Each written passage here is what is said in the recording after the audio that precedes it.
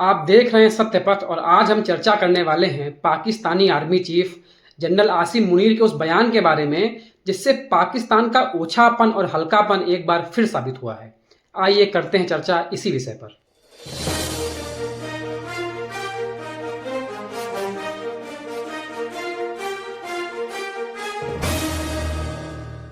तो हुआ कुछ यूं कि पाकिस्तान के इस्लामाबाद में चल रहा था पाकिस्तानी ओवरसीज कन्वेंशन और वहां पर भाषण देने के लिए या यूं कहें कि ओवरसीज पाकिस्तानियों को मोटिवेट करने के लिए बुलाया गया पाकिस्तानी आर्मी के आर्मी चीफ आसिम मुनीर साहब को। और उन्होंने भाषण देना चालू किया। उन्होंने कई विवादित बातें बोली और कई हल्की बातें बोली। दरअसल होता क्या है ना कि बड़बोलेपन में आदमी कुछ भी बोल जाता है। जो पहली बात उन्होंने बोली, वहां उन्होंने पाकिस्तानी ओवरसीज लोगों से बोला कि अपने बच्चों को पाकिस्तान की कहानी के बारे में जरूर बताइए। पहले सुनते हैं उन्होंने क्या बोला। पाकिस्तान की कहानी अपने बच्चों को जो है आपने जरूर सुनानी है ताकि वो पाकिस्तान की कहानी ना भूलें। तो जैसा कि आपने सुना, वो बता रहे हैं कि पाकिस्तान की कहानी अपने बच्चों को जरूर बताइए। तो मैं पूछना चाहता हूँ भाई साहब, तुम्हारी कहानी है क्या? पाकिस्तान की तो कोई कहानी नहीं है। आपने तो धोखे से मजहब के नाम पर, धर्मांधता के नाम पर एक दूसरा मुल्क बना लिया और उस मुल्क की हालत क्या है वो किसी से छुपी नहीं है। आप एक आतंकवादी राज से ज्यादा कुछ भी नहीं हो। तो जो आपके पाकिस्तानी ओवरसीज हैं वो अपने बच्चों को पाकिस्तान की कहानी बताएंगे क्या? क्योंकि आपकी तो कोई कहानी है ही नहीं। कहानी मतलब टाए टाए फिश। बात तो सही है।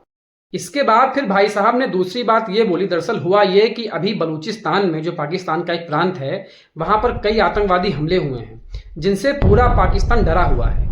तो पाकिस्तान के लोगों को हिम्मत बढ़ाने के लिए या अपनी वाहवाही करवाने के लिए उन्होंने बोला कि बलूचिस्तान के 1500 सैनिक हमारा क्या बिगाड़ेंगे जब भारतीय 13 लाख सैनिक हमें डरा नहीं सके। तो शायद आपके बाप दादाओं ने आपको बताया नहीं मुनीर साहब कि 1971 के युद्ध में ढाका में आपके 93,000 सैनिक हाथों में हथकड़ियां बांधे हमारी भारतीय सेना के सामने आत्मसमर्पण कर रहे थे।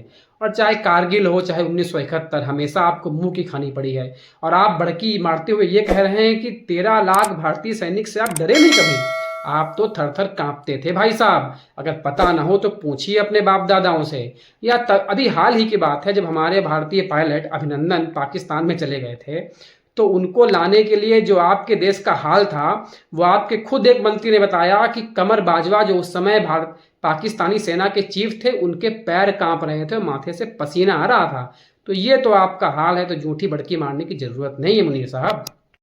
इसके बाद मुनीर साहब ने दरअसल जिन्ना की 2 नेशन थ्योरी को भी जस्टिफाई किया और बोला कि हमारे फोर फादर्स ने यह सोचा कि हम हिंदुओं से हर मायने में अलग हैं, इसीलिए हमें दूसरे मुल्क की आवश्यकता है। देखिए उन्होंने क्या कहा। Fathers, they thought that we are different from the Hindus in every possible aspect of life. Our religion is different. Our customs are different. Our traditions are different. Our thoughts are different. Our ambitions are different. That was the foundation of the 2 nation theory that was laid there. That we are 2 nations. We are not 1 nation. So because of that, our forefathers, they struggled.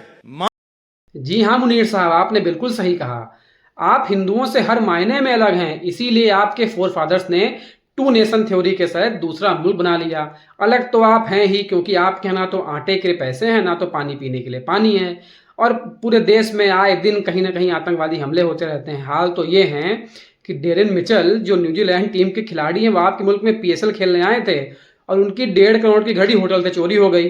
तो अलग तो आप हैं ही, इसीलिए आपके पास दूसरा भिखारिस्तान है। तो भाई साहब, जब भी कभी भारत के बारे में बोलिए, सोच के बोलिए, संभल के बोलिए और कम से कम अपने लोगों को समझाइए। तभी आप आगे बढ़ सकते हैं। हमसे नफरत करके नहीं, हमारे साथ दोस्ती करके ही हमेशा पाकिस्तान की तरक्की होगी और इसी में उसकी भलाई है। देखें सत्य पथ, लाइक करें, शेयर करें, सब्सक्राइब करें। धन्यवाद।